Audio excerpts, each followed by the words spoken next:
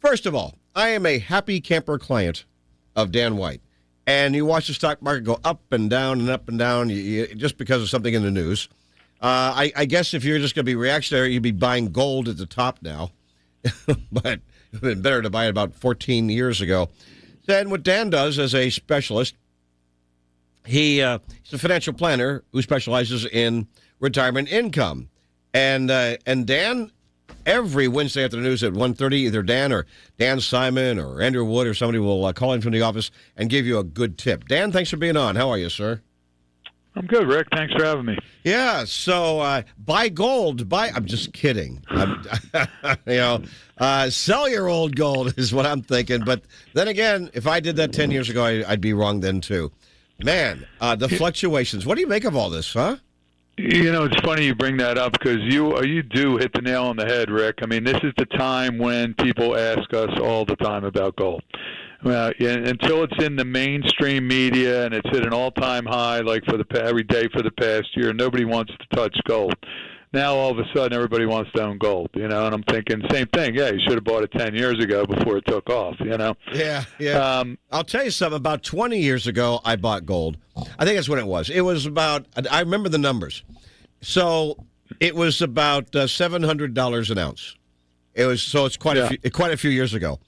And then I waited about a year or two or so. It was $1,400 an ounce. I thought, you know what? I've doubled my money. What the heck? I'm going to sell. After all, I'm not going to cry over losing money if it goes up even higher. And then I realized after I sold it, the taxes, not capital gains, but like real income. And so the taxes took a big chunk out of that as well. People don't realize that, yes, you could do that, but you better check the taxes first. I did not. And it took about a quarter of my winnings, if you will, away. Bummer. Well, one of my favorite sayings is if you owe taxes, that means you made money. So. Well, that's true. Fair enough. It's better than taking a deduction for a tax loss, But what I wanted to talk about today, Rick, it's interesting. One of our favorite strategies with people, as you're aware, we talk about it a lot, is doing Roth conversions.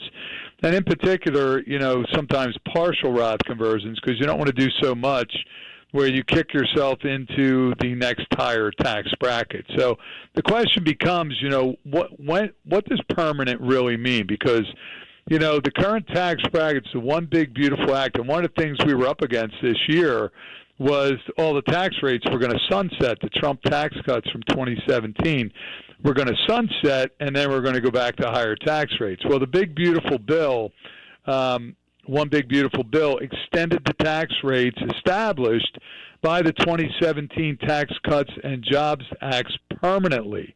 So that means forever, right? Yeah. But that word has a different meaning when it comes to tax law. Yes, the current tax brackets are locked in now, at least until a future Congress decides to change them. Okay, so permanently in tax law parlance means 3 years. Permanent, 3 years. Permanently for 3 years. Now a new Congress could come in. Hey, Dan. This is so funny about government. Think about the promises you've made in your life, and you say forever and ever. Like, for example, when you got married, and that's supposed to be permanent, right? But in the government, that means that you'd only be married for 3 years. 3 years. Yeah. That would be permanent. Until a new Congress comes in, yeah. So I guess my point is, we have these low brackets. They are the lowest tax brackets I think we're ever going to see in our lifetime. So my advice to people is leverage these low tax brackets we have today for Roth conversions while they're still here, because permanent may not mean what you think. They may not be here forever. Gotcha. Here's another one, too, just general advice. So let's say that you're a boomer, or maybe younger, and you have a mortgage, and it's less than 3%. And your option is to pay that off, so you're saving 3% a year, or put that same amount of money into a money market that's earning over 3, like 3.5%, maybe 4%.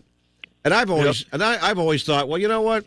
I could pay that off, but it just makes more sense to earn more money, even though that's going to be taxable. Right. Yeah, because if you figure like your taxes. But here's my question for you. So because the Fed is lowering the interest rates, and if the tax rate, let me see, if the interest rate on your mortgage is the same as the amount of money you be making on a money market less the taxes, because you got to pay taxes, right? Right. So you take that profit and you take the taxes out of it. And if those two are the same, does it make any difference as to whether you pay off the mortgage or invest the money, or does something else make more sense than paying off the mortgage? Well, it's not a strict mathematical equation, Rick, for the simple fact that when you put the money into the mortgage, you have no liquidity, right? So now all your money is tied up in bricks. So it's a valid point. Yeah. So the rule of thumb, if you got a 3% mortgage and you're earning 4% in a money market, why would you pay it off? Right. You know? But if you've got a 7 or an 8% mortgage and you're getting 2% in the bank, okay, maybe you ought to think about paying that down. But the other sidebar is you got to look at your liquidity. You got to look at your because the worst thing, you put it all on the mortgage, and now you need tires for the car and you don't have any liquidity. You got to put $800 on an 23% credit card. Yeah. So you don't want to drain every last dollar to pay off a mortgage, especially if you've locked in to a somewhat lower rate. But in general, if you're earning more than what the mortgage is costing, you want to keep your money liquid.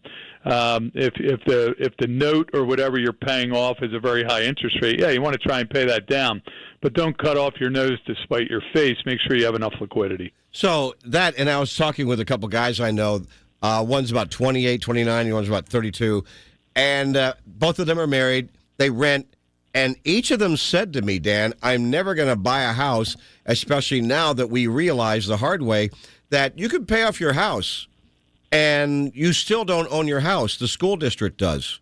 They can Absolutely, if you don't pay the taxes, you don't have the house. And even though now the state legislature passed a bill saying over the next year, just 1 year, next year, you won't be penalized. They won't take your house if you don't pay your school property taxes because of reassessment. But that's a year. And I wonder, is that prevalent?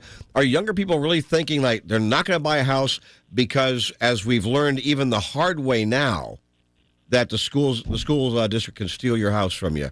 I don't know if that's... yes and no, Rick. I mean, you have to look at it from a different perspective, too, that the house is an investment.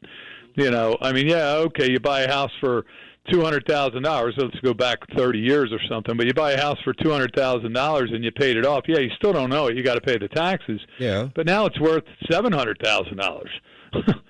So you don't get that by renting, you get that by owning. So there is value to owning beyond, you got to pay the upkeep and the maintenance costs of the house. Good point. Do you have anything to add? More stuff you want to talk about? No, that was it for today. I mean, I think that was other than, it's Red October, you know what time of year it is, so. I listen to WDEL, the Philly station, your Philly station. Yes. Why, yes. Yes, I know. And oh my God. You know what's exciting too, and I admit to my listeners, I'm a fan, but I'm a casual fan. I don't know all the historical data and all the numbers. I used to remember Richie Ashburn's batting average when he left baseball and all, and I've forgotten that. But then there's a guy like you.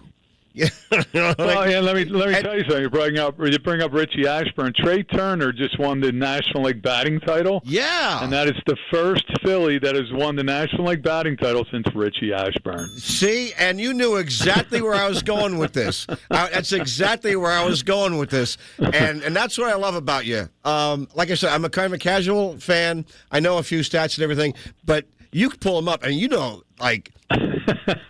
You would be dangerous on a TV sports quiz show if it was about, baseball, football, basketball. Yeah. If Jeopardy was nothing but sports and retirement tax laws, I'd be great. I love that.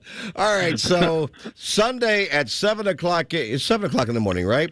On 1017 FM, 1150 AM, and streaming to your digital device. What's going to be on the show this Sunday?